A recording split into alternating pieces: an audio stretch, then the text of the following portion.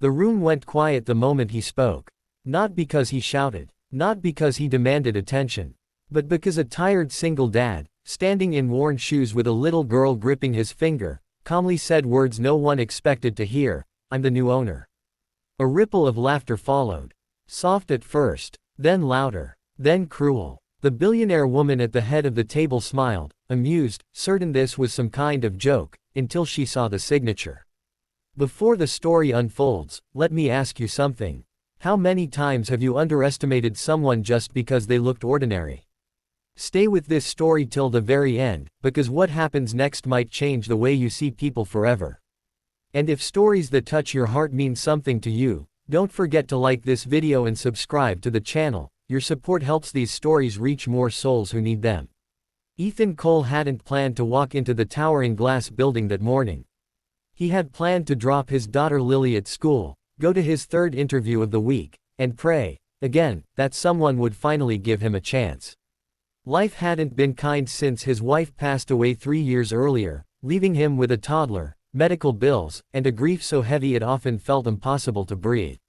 He worked nights as a delivery driver, days as a handyman, and still came up short most months. Yet every night, he promised Lily the same thing as he tucked her into bed: "Daddy's got you."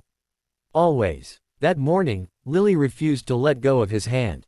"You said today would be important," she whispered, her small voice full of trust.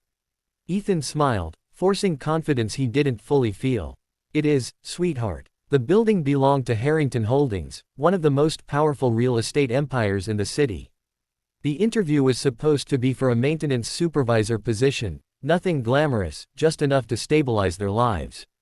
But when Ethan reached the front desk, the receptionist looked confused, checked her screen twice, then told him the interview had been cancelled. Ownership meeting. Private. Embarrassed, Ethan turned to leave when Lily tugged his sleeve. "Daddy, isn't this where Grandpa used to work?" Ethan froze. Her words opened a door he hadn't touched in years. Ethan's father, Samuel Cole, had been a quiet man. A builder. An investor. A man who believed in sweat equity and second chances. They'd been estranged for years after Ethan chose family over the family business. When Samuel passed away suddenly 6 months ago, Ethan received a sealed envelope and a lawyer's card, but grief and survival left him no space to follow up. On impulse, driven by something he couldn't explain, Ethan asked to see the conference room. Security hesitated, then allowed him in, assuming he was just another staff member lost in the chaos. Inside sat executives in tailored suits. At the head was Vivian Harrington, the billionaire CEO known for her sharp mind and sharper tongue. She was mid-sentence when Ethan entered, her eyes flicking over him dismissively. "This is a closed meeting," she said coolly.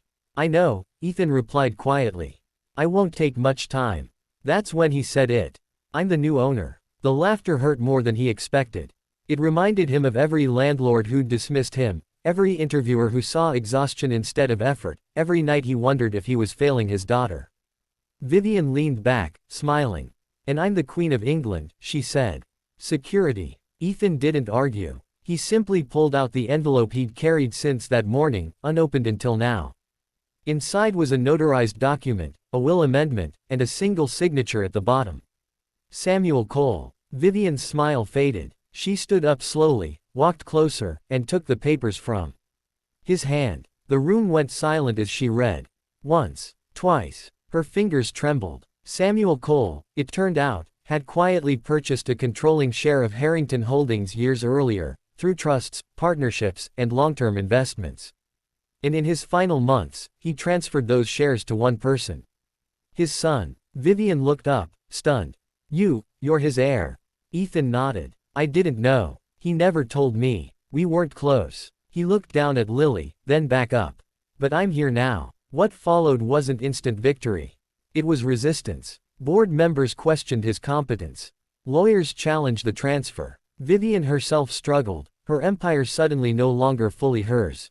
But Ethan didn't seek revenge. He listened. He learned. He spent nights studying financial reports after Lily fell asleep. He asked questions. He admitted when he didn't know something. And slowly, the room that once laughed at him began to respect him. Vivian was the last to change. One evening, weeks later, she found Ethan alone in the office cafeteria, eating a sandwich from home while Lily colored beside him. "You could have fired me," she said quietly.